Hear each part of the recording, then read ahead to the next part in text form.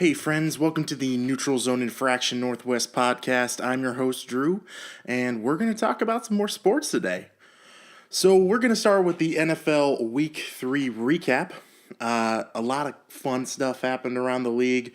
Hawks got a win. We'll definitely talk about that. But I want to start with the Eagles, who have really surprised me in this early season. And a lot of the keys to that success is, of course, Carson Wentz, who still hasn't thrown an interception. They're on a bye this week, so we'll go interception list for the first 4 weeks of the season. And a surprisingly good defense. Now, you would think in the wake of a Chip Kelly offense that the defense might be a little bit slouchy, but it's been really one of the best in the league so far, which has been extremely surprising. So they picked up a win in week 3 against the Steelers, and it was a decisive win. The Steelers only put up 3 points, which was pretty crazy, even in Philadelphia.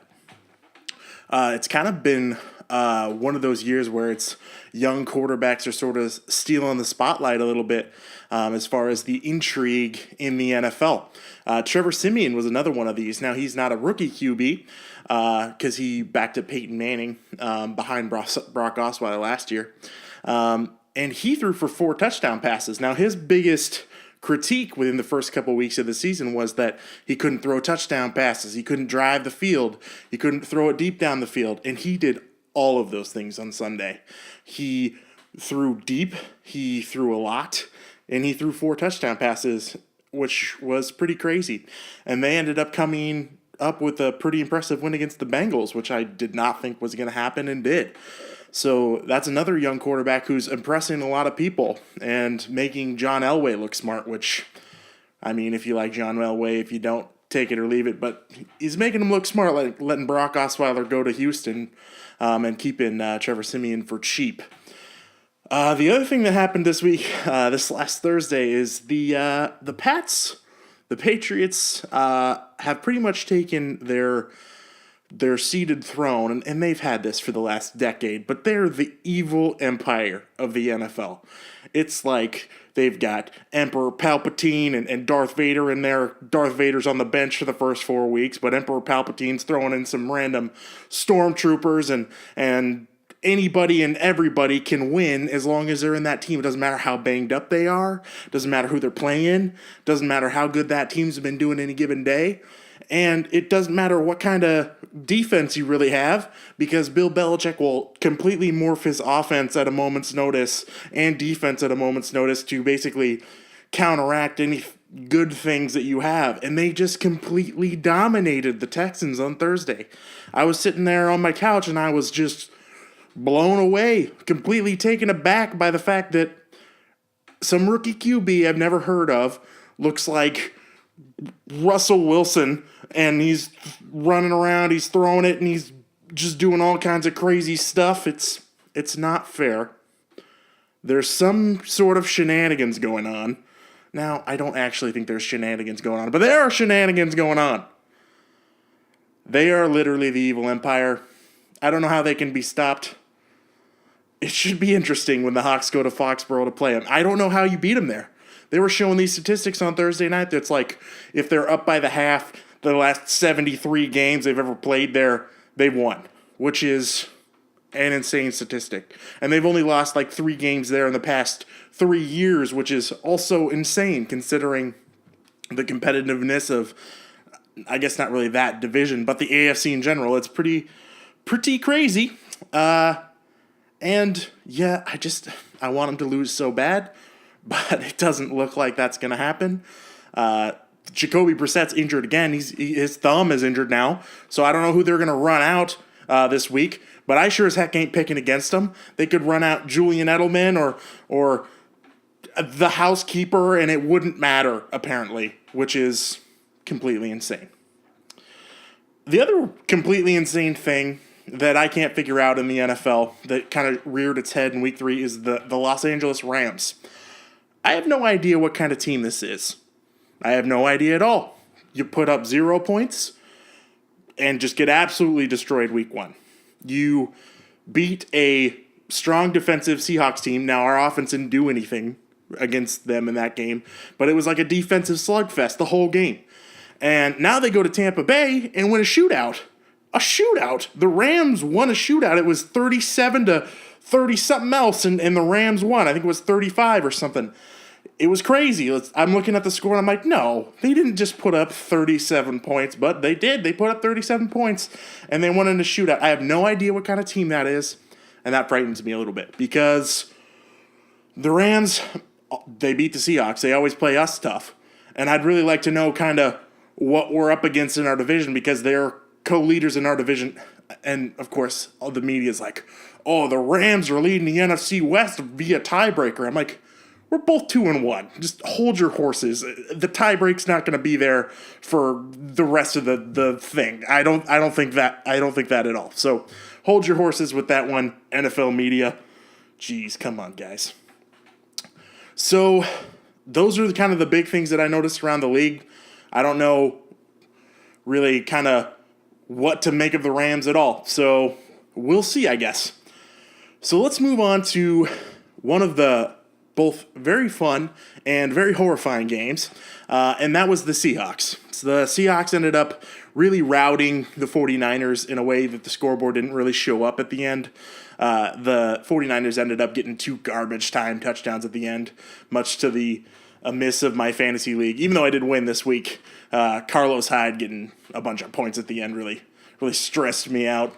But the Seahawks looked really good on offense. They scored a lot of touchdowns. They were moving the ball on the ground, especially with Christine Michael, who had a career day, and through the air with, Doug Baldwin, who I think he caught like 160-something yards, which is insane, and a touchdown. Jimmy Graham got 100 yards and a touchdown. So it's a whole lot of weapons working, and our defense once again really came to play, really came to show up. They let the garbage time touchdowns at the end, but I'm not positive they were playing as hard as they possibly could in that moment. So that was the great part about that game for us. The not so great part is it appears that Russell Wilson now has a second injury to his leg. His other leg, his good leg, now has what I've seen is a grade 1 MCL strain. Now, with an MCL strain, I've looked it up. It's technically it's not going to be like a long-term he's out injury. Of course, when they played it back in slow motion, I thought he was done for the season. I cried a little bit on the inside, and I was like, "What? How is he getting up and going back out on the field after that? That is insane." But it's sprained. I don't know what we're gonna end up doing about that. I'm gonna get more to that in the topic of the day, but that is pretty stressful to say the least. So it was a good win, a really solid win for the Hawks with a lot of injuries in there. So that's not great for us. But that being said, I'm going to get to the love, not so love Seahawks of the day. I'm going to do this in reverse order because the not so love Seahawk of the day sort of goes with my topic of the day. I'm going to work that right in there. My love Seahawk was Jimmy Graham. He had a game like we've not seen from him really since he's been a Seahawk. A game kind of more vintage Jimmy Graham when he was back in New Orleans. So he caught for 100 yards. It was like six receptions or 7, and a touchdown, which was great to see. This is a weapon, one of the best, if not the best, receiving tight end in the NFL on the Seahawks, and we're finally seeing what can happen when we use him in conjunction with our other weapons. Christine Michael, Doug Baldwin, who made a phenomenal grab, by the way. If you haven't seen that Doug Baldwin catch, go watch it. It was crazy. It was awesome. But Jimmy Graham had a fantastic game. He was really right where he needed to be a lot of the time, and I look forward to more and more games where Jimmy Graham is featured. Him and Russell Wilson are like BFFs now. He was at Russell Wilson's wedding, one of the only Seahawks there, which is pretty crazy. And I'm watching them talk on the sideline and high-five each other and hug each other, bro hug, and it was great to watch. They're like BFFs, really short, really tall, kind of awesome. So Jimmy Graham's my Love Seahawk of the week. There are a lot of standout players. Honorable mention to, of course, Christine Michael, who had a career day. Doug Baldwin with his amazing catch and amazing yards. Just a lot of great stuff going around. But I really liked what I saw from Jimmy Graham, and I hope it continues. Now, my not so much love Seahawk is Pete Carroll. Now, Pete Carroll's a phenomenal coach. He's a great coach. He's exactly the kind of leader the Seahawks need. He's really the driving force behind the team as far as the culture, how everything works. It's positive motivation. It's high fives, bubble gum on the sidelines, and I love everything about that. But why, Pete? Why did I watch Russell Wilson go down, watch him play it in slow motion, Trevon Boykin hands the ball off for one play, and then Russell Wilson's running back in? Why? Tell me why. Why was he not restrained at the sideline? Why was he not bolted to a desk, bolted to a chair? Why was he not completely wrapped in gauze, as my brain thought he should be in that exact moment? Why was he out on the field at all? Now, he got pulled later. I saw him putting a knee brace on him, and I'm like, no way. You are not going to let him come back out when we're up by 3 touchdowns at this point. And our defense hasn't given up 3 touchdowns the entire year. There's no way he's coming back out. Thank goodness he didn't, but he did come out for that to finish that drive. And Trevon Boykin was only in for one play. It's like, what are you doing? How are you letting this happen? Now, don't hear this as, oh, Drew doesn't respect Russell's drive to get back into the game. I absolutely respect that. I think it's exactly what makes Russell Wilson a great player. His work ethic. He really created himself. It's not like he's just suddenly one of the best quarterbacks in the league. He really worked himself to where he is through, I think a lot of it is just sheer force of will and work ethic. And I admire that about him. It's great about him. But it's also what Pete has to understand is what's going to get him in trouble. He's wobbling out there on 2 legs. His ankles are so taped up you can't even see his cleats. And he goes down with the other leg, and you're going to send him back out there after one play. It's like, no, that's not the best course of action for the Seahawks. And Pete Carroll, the unquestionable leader of the Seahawks on that sideline, needs to make that call, a hard call, a rough conversation to have with Russell Wilson. If I was Pete Carroll, I wouldn't even look at Russell Wilson. I'd get on the Bose headset to whatever quarterback coach and like 6 offensive line and be like, no, dude, go get Russell Wilson a sandwich or something, because he's not going back out there today. And I'll talk to him later. I'll have a one-on-one with him later. But he's not going back out there. And they had a little bit of that afterwards. But what could have happened behind our not-so-awesome offensive line, who really played pretty well this last game, in even that last part of that drive after he went down. What could have happened? I don't know. We didn't even know he had an MCL strain. That's the kind of risk you're taking when we're up at home by 3 touchdowns. I don't like that risk at all. And that sort of leads us into our topic of the day for today. I want to talk about the injury. Really, there's 2 main ones. There's 3 main ones. There's Russell Wilson, of course, Thomas Rawls, who could be out 4 to 5 weeks, or I've seen reports of 6 or 7 weeks. And then Germain Ifedi, who is either going to be back this week or hopefully back after the bye. That one's not as pressing. But what do we do, really about these injuries?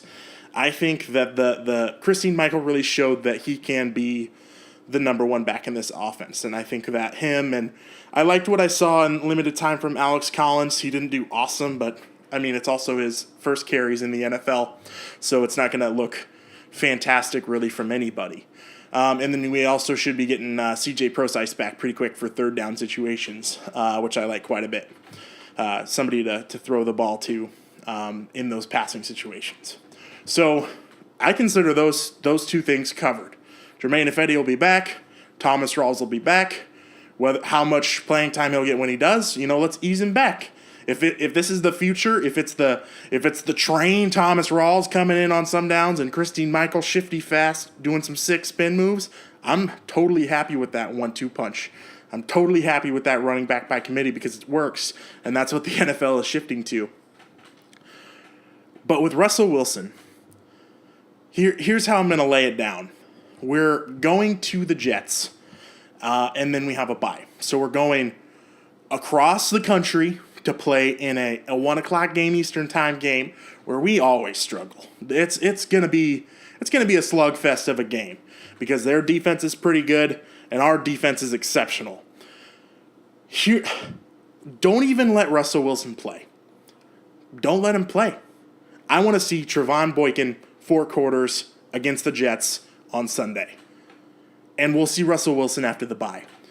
Now, you're going to hear a lot of, oh, well, can Russell Wilson really hurt his MCL strain any worse by playing on? I don't care. He's not 100%.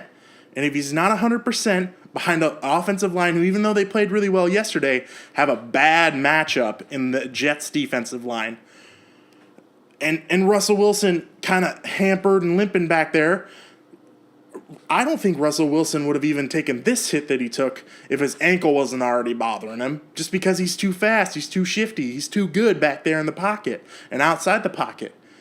So this kind of thing, it's going to compound. It's going to go one on top of the other until, and I saw a meme about this, but Monty Python and the Holy Grail, the Black Knight, was like, oh, it's a flesh wound, and he has one leg and half an arm left, and he's like, oh, put me in, coach, I can play. And it's like, no, you can't play. And now, it's not exactly like that with Russell Wilson. In my head, it is. Put him on the bench. I do not care. I mean, I care, but I don't mind if we go 2-2 into the bye. I don't mind. I think that this game is going to be a hard one to win anyway, even though somehow we're opening up as favorites in Vegas or whatever. It's because the Jets threw like 5 interceptions last week.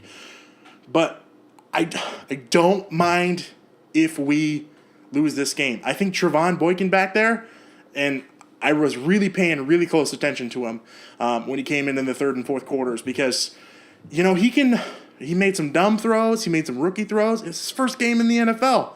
I think that he can manage that offense enough. I think he can make enough tough plays, and he showed us this in the preseason too, that we can still win games with our defense with him playing. We don't have as much of a chance to win as we do when Russell Wilson is in. I totally agree with that. But we have a chance to win. That chance to win is there. As anytime you have a defense like ours, and we're seeing this around the league, we're seeing it with the Chiefs, we're seeing it with the Vikings. Anytime you have a defense that's really good, you have a chance to win. So you put Russell on the bench, put him in a sweatsuit. I don't want to see pads on him. I don't want to see him get up from the bench. Just high five people on the bench. Drink some Gatorade. Play your Surface. Text Sierra. I don't care. I don't want to see you in the game. Now, is that going to happen? I have no idea. And that's not necessarily a bad thing. I wouldn't exactly want Pete Carroll to get on a news podium stand and tell the Jets, yeah, you guys don't have to worry about Russell Wilson this week. It's Trevon Boykin instead. And then their cornerbacks start drooling and thinking of the interceptions that they'll have. But I don't think we should tell anybody what we're doing, but I don't think Russell Wilson should come to play. I think he should sit on the bench. I think if we have an emergency quarterback of some kind, that would be excellent. I don't want to see Russell Wilson play. I really don't. If Trevon Boykin goes down, we can do Wildcat to Christine Michael, or we can just have Justin Britt carry the ball. That'd be excellent. That'd be hilarious. Direct snap to Jimmy Graham. There's all kinds of options. We can make it work. So that's my thoughts on that. I don't think Russell Wilson should play. I still think we win even if Trevon Boykin is there, because I don't think the Jets are that good. I just don't want to see Russell Wilson keep getting these injuries that'll stack on each other and lose, our percentage chance of winning later on in the season when it matters more. Now, every game matters in the NFL, and I want to win on Sunday. I definitely do. I will be okay if we don't. and especially if Russell Wilson doesn't play. And that is 100% honest. I think that getting a healthy team coming back from the bye is going to ultimately be more important, especially with the gauntlet of games that we have coming up. One of the hardest schedules in the NFL. The gauntlet of games we have coming up. I want Russell Wilson fresh, week 6 for the Falcons. And I think that is going to be our best chance to take back this division. That's going to be our best chance to win. And that is ultimately what I want to see. So this is normally the point in the podcast where I would take questions that you guys sent in to Neutral Zone Infraction, nw@gmail.com, or tweeted at Neutral Zone Northwest, or left in the comments anywhere. But, I didn't get any questions this week. So I'm just going to vamp a little bit about the chances the Mariners have to make the playoffs. Now, as I sit here talking to you guys right now, the Mariners are playing the Houston Astros. It's going on behind me. I haven't looked at it in about half an hour. Let's see where we are. And it's 8-4 Astros. I was not expecting that. When I turned around last, we were ahead. So something happened. Something not awesome. I will look into that a little bit later. But, even if we lose this game against the Astros, we're still on track. So we won the series against Minnesota. We lost a game there. Not the best thing ever, but that happened. Now, if we lose this game with the Astros, our margin of error closes significantly. We really wanted to sweep the Astros and sweep the A's. But really, we needed to win 7 out of 10 of the last games, or realistically 8 out of 10 in order to get that last wild card spot. So let's say we lose this game behind me, 8-4 right now. Then we're going to want to win out. And that is 100% possible. 100% possible. We got one more game against the Astros tomorrow, early morning game. And then we've come home against the Athletics. We come home for the A's. And you know what? I like our chances. They're not excellent, but I like them. I like them just enough to think that it's possible. It is possible to happen. We've got a lot going for us. Robinson Cano last night, so the game on Monday night, hit 2 home runs in that game. He hit one in the clutch in the 11th inning. Like, these guys want to win. They really want to win. They really want to get to the postseason. Felix Hernandez desperately wants to get to the postseason. He's pitching. Well, he was pitching. Something happened. Not sure what. Again, I'll look at that a little later. But these guys, they desperately want to get this team and this city back to the postseason. And it's 100% possible. We got to win tomorrow against Houston. We got it. That's absolutely 100% have to win. It's the 7th inning right now, so it's up in the air whether or not we can come back from this. We can put up 5 runs in 2 innings. Are you kidding me? Absolutely. Optimism. But we have to win tomorrow, and sweeping the A's at home, 100% possible. The A's are they're cobbled together. They've traded away guys since the beginning of the year. Sometimes they seem to give us trouble. The left-hander that they had, Rich Hill, thank God they traded him away. He almost had 2 no-hitters against us, consecutively. It was awful. But you know what? Not a lot of that going on in the A's organization right now. Not a lot of winning happening. So we definitely have a chance to win. Things can break our way. Baltimore can lose. Toronto can lose. Detroit can lose. All these things can break our way. It can happen. And really what that's going to come down to, what that's going to actually mean for the Mariners is they're going to have to, the starting pitching is going to have to get on one heck of a roll again. It means that the rotation is going to go through entirely one more time, which means we'll either have Paxton. I think Paxton will go tomorrow. Then we'll have Taiwan, Ariel Miranda, Iwakuma, and then Felix Hernandez one more time on the last game of the season. So with those 5 guys, can you get 5 wins? Yeah, you definitely can. We showed it in the streak that we had earlier this month when we strung together 8 wins in a row. Totally can happen if they've all got their best stuff. And our offense, our 3-4-5 hitters, you know what? You can look around Major League Baseball, and you're not going to find many 3-4-5 combinations like we do as the Mariners organization. You're just not. It's three guys, each of them with almost 30 home runs. Kyle Seager has 29, Nelson Cruz has 40, and Robinson Cano has 35 as of right now.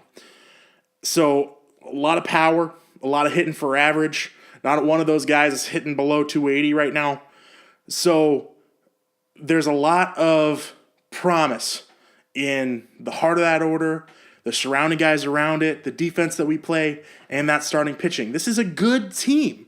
This is absolutely a team that could make a run in the playoffs if we get in. And how exciting would that be? How exciting would that be for the city to kind of really ramp up into this football season and really have, for just baseball fans, really have the thing that we've been craving since 2001, since that season where we won the most wins in MLB history. It's something that we've just really been searching for, and we have the potential. We have the potential this year, in technically a rebuilding year, first year GM. It's crazy that we have this potential. This window of guys, our veteran players, those 3-4-5 guys, Robinson Cano, Nelson Cruz, Kyle Seager, Felix Hernandez, those guys, those real veteran guys, they only have so many more years left together. This year, next year, and then I bet we would get a shakeup. We might even get a shakeup after in this offseason if we don't win. So, I mean, it's come to Jesus time. It is, let's get it done. And I've seen the fire. I've seen the fight. Nelson Cruz is playing with a wrist injury right now. He's playing through all kinds of pain, and he's out there jacking bombs. He hit one 493 feet this week. 493. It was the second longest home run of the season in the Major League Baseball, according to the StatCast stat tracker they have that tracks feet. I don't know how it does it. It stops in the stands halfway through. How do you know how far that's going to go? Physics. I don't know. But, they've got the heart. They've got the drive. I see them wanting to win. You can always tell, especially in baseball, when a team just doesn't care anymore. You saw it in the Minnesota Twins, who we went to visit, because, I mean, they have 50-something wins. They have off-season plans. They got a camping trip planned for October the 1st. It's go home time for them. For the Mariners, you can see the fight, you can see the drive still left in them, and I want to see it continue. I want to see this game going on right now finish well, and I want to see us win those next 5 games regardless. Possible, definitely.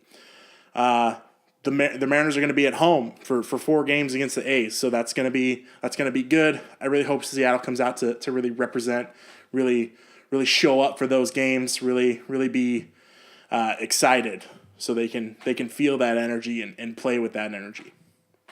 I'm excited for what's going to happen. I hope it's good, and keep fighting. We're almost there, regardless of what happens. I'm impressed by what I've seen lately, and I hope it remains good. Before I pick games this week for the NFL, I just wanted to do a quick shout out to one other thing that happened in the Major League Baseball this week. It's really sad. It's Jose Fernandez lost his life. He was really the ace pitcher for the Miami Marlins. I'm sure you've seen about it all on social media. It's a really sad time for that organization and really Major League Baseball, because he was a young kid, a really vibrant kid who played the game with a lot of passion. He defected from Cuba, and there's all these stories I've been reading about how he saved his mom from drowning on his 4th attempt to get to the United States from Cuba to defect. And it's really heartbreaking. Some of the images, some of the stories that you see coming out of the Marlins organization are really, really heartbreaking and really, really sad. It's a young, vibrant life that was lost in a tragic boating accident. They haven't discovered any drugs or alcohol or anything that caused it. It just simply crashed against some rocks. So, I mean, really, it hits home for a lot of baseball fans, and I really feel for that organization. One of the coolest things that I saw was the day that he died. The game was canceled. The next day after that, they played a game at home against the Atlanta Braves, and of course there were tributes to him.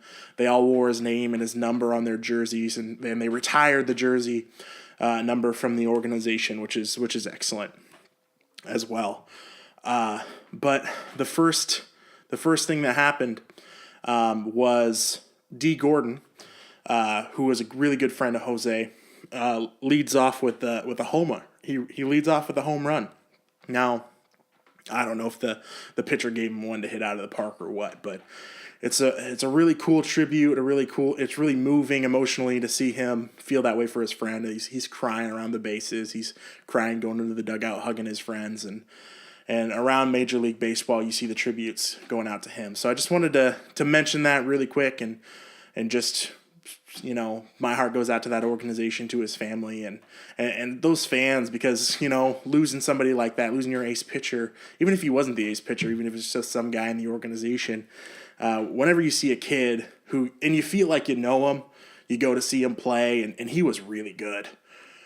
You feel like you lost somebody, and I think Major League Baseball lost a real prodigious talent, and I wish the best for that organization and their fan base. But on a lighter note, I'm going to get to my favorite part of the show, where I pick games that haven't happened yet.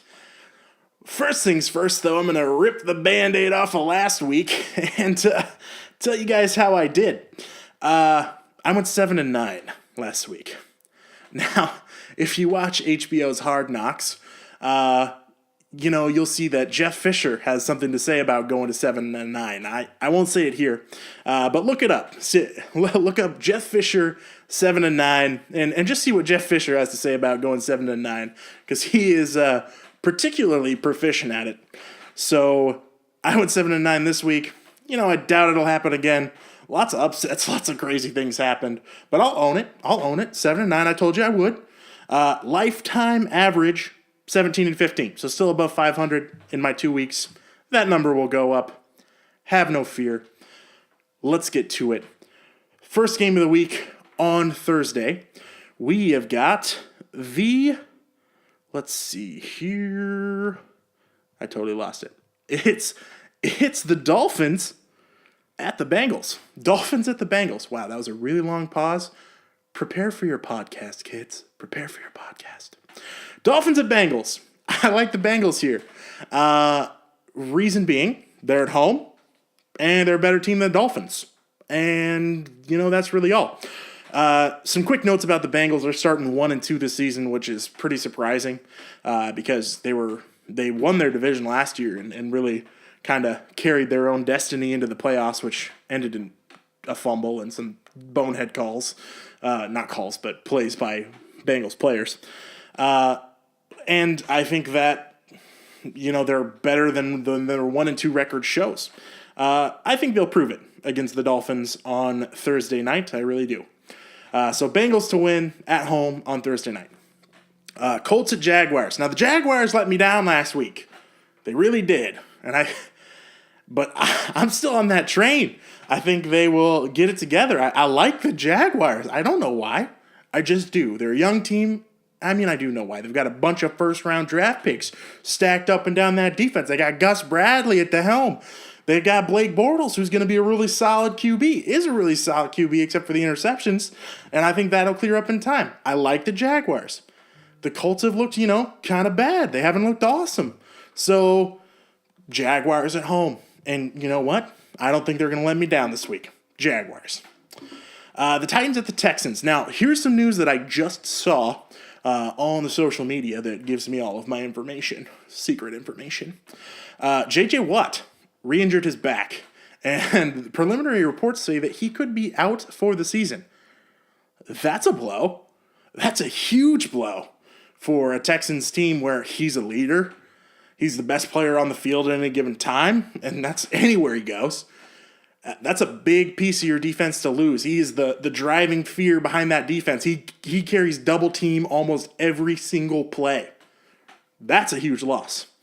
Now, not just for that, but for some abysmal scoring ability that I saw Thursday against the Patriots, I think the Titans win in an upset here. I think Marcus Mariota might give him a little bit of fits in terms of the defense with his running, throwing capabilities.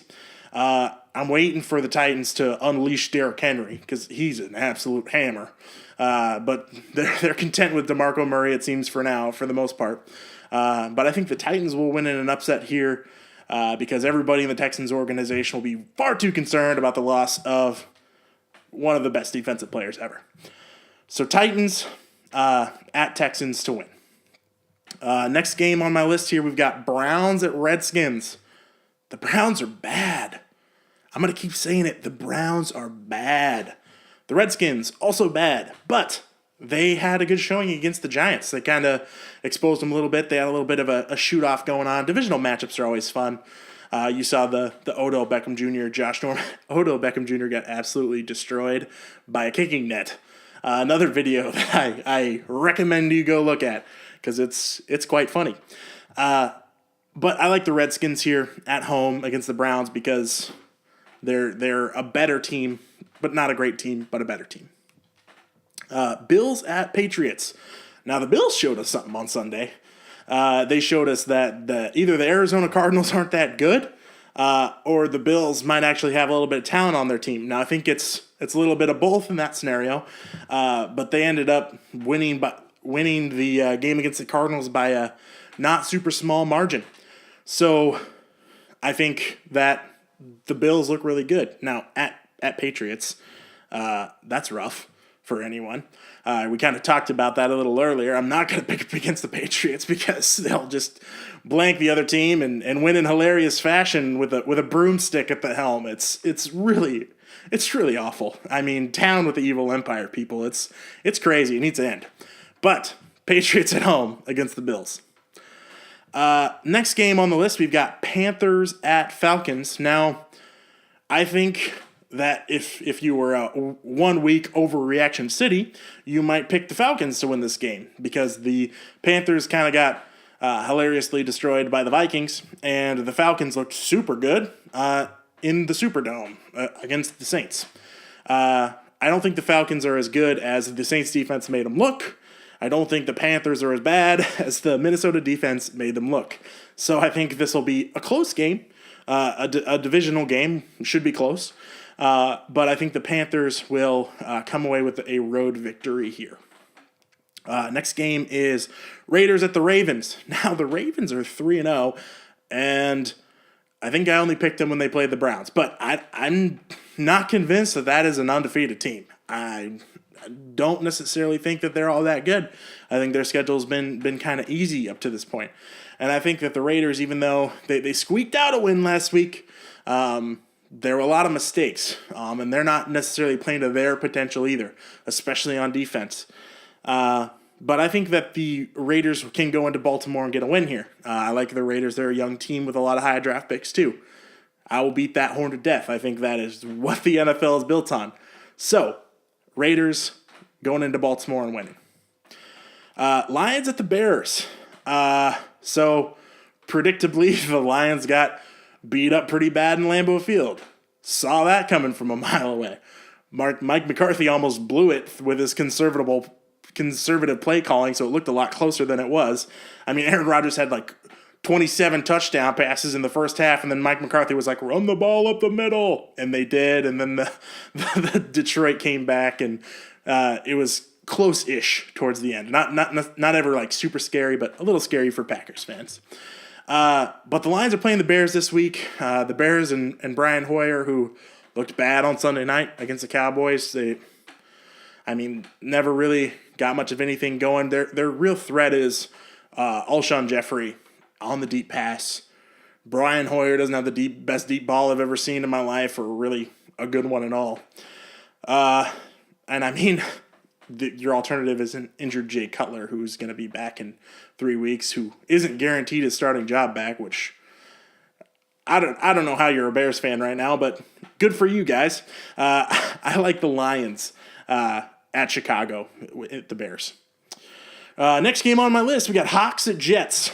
Hawks are going to win this game, even with Trevon Boykin at the helm. Please play Trevon Boykin. Please sit Russell Wilson down. Please listen to my podcast, Pete Carroll. That is all.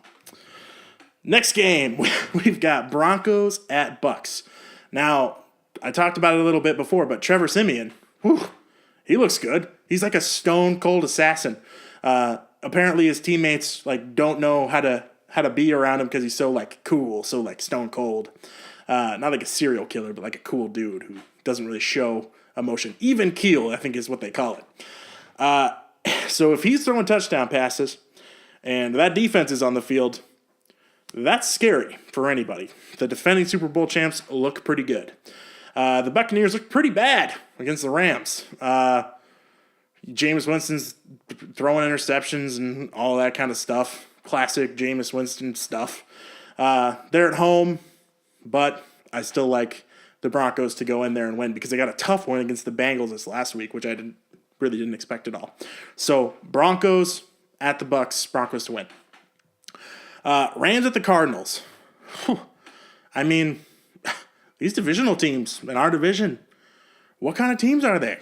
I have no idea. One week they're awesome. Next week they're bad. One week they're good at defense. Next week they're not. Who knows what's happening? And they're probably looking at us and being the same type of thing. It's like, oh, these Seahawks can finally score. They can score touchdowns and stuff. It's like, well, we've always been able to score touchdowns. It's just our quarterback is limping, but whatever.